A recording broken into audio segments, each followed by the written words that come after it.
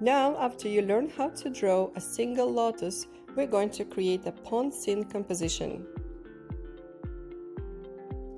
We're going to draw the same shape of flowers in the beginning as we did in the first drawing today, but we're going to make them different size, slightly different color. We're also going to learn how to make lotus bud, leaves, and stems. You're very welcome to pause my video, breathe, enjoy the moment, fix anything you need to do before you go to the coloring part. And remember, your drawing is not about making an exact copy of mine. Your drawing is to learn and enjoy the process.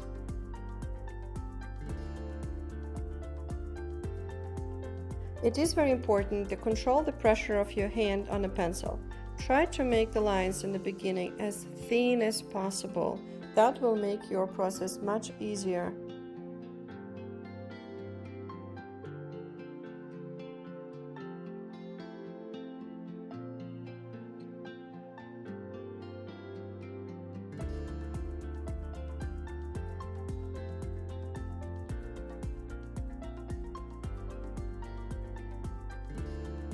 Now time to learn something new. We're going to create a leaf. You see how I drew this curvy line looking like a wave of the ocean? And then another one very similar but on a curve, like an arch. And make sure the leaves are quite big, because in water lilies, if you notice, the leaves are much bigger than the flower. Once you're happy with the first leaf, you can repeat it in a different size, and you're welcome to add more if you wish. We're going to also draw some stems. Make sure they're curvy, they look like in nature. Nature is never perfect, and that's the beauty about it.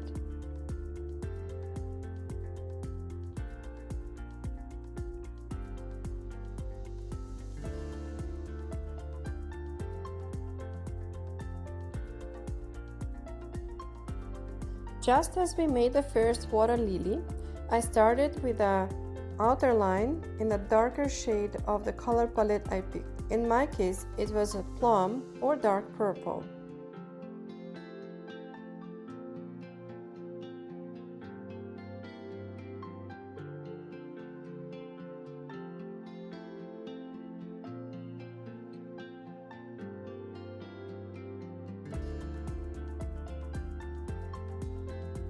After you're done with tracing, grab the brightest color in your color palette, and you're going to fill up the most of the petals, leaving some spaces for the light reflection.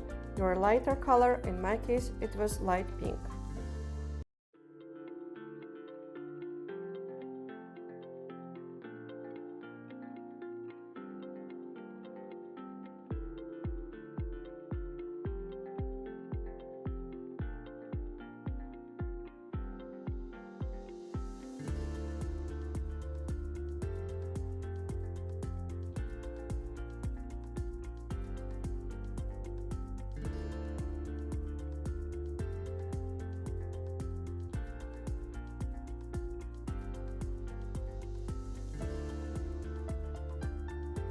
Once the coloring part is done, you want to give a finished touch with tracing a little bit in the corners to giving this sense of shadow between the petals, just like we did in a big one today.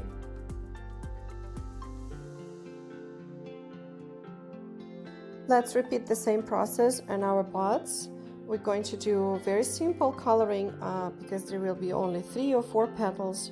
Don't forget to add some shadow and a little bit of light.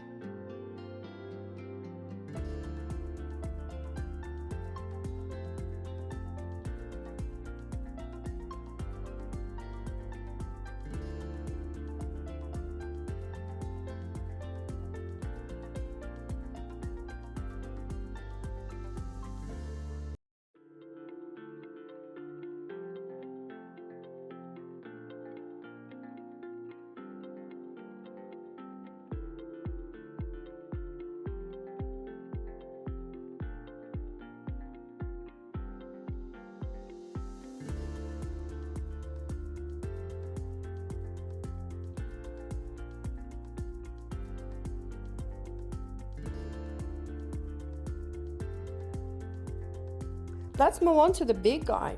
So this flower I choose to make a little lighter. I shifted towards the lighter shades every step. So my last one was the pink one, just like in the first, but the medium color here was lilac instead of purple, and the purple I used as a tracing line, as an outer line and for shading.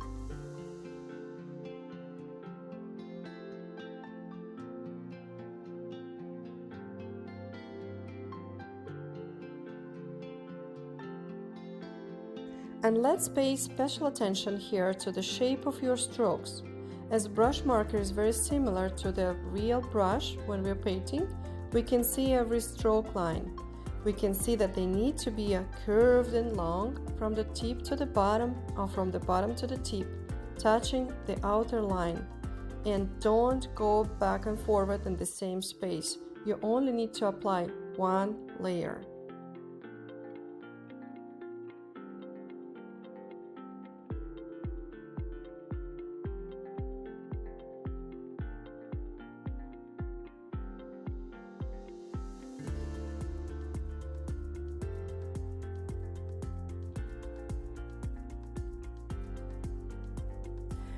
Now it's time for stems. And here is very important, something very important I want to ask you. I want you to trust your trained hand. Your hand has a muscle memory and it's smart, just like you are. Just like you trust your heart, you trust your eyes and ears, you're going to trust your hand right now. And you're going to draw those non-stop lines from the top to the bottom. You're going to do it curvy, you're going to do it freely, and you're going to do it sure. Because it's okay if you go out of the line. It is okay to make something wrong. It's art and it's process. And if you don't like this drawing, you're just going to do it one more.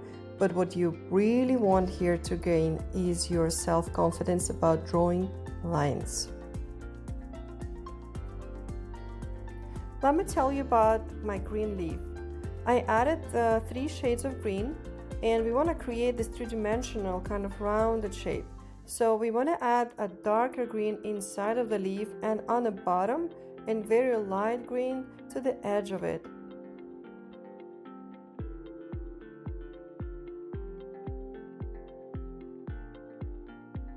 I have this exciting feeling that we just finished another masterpiece.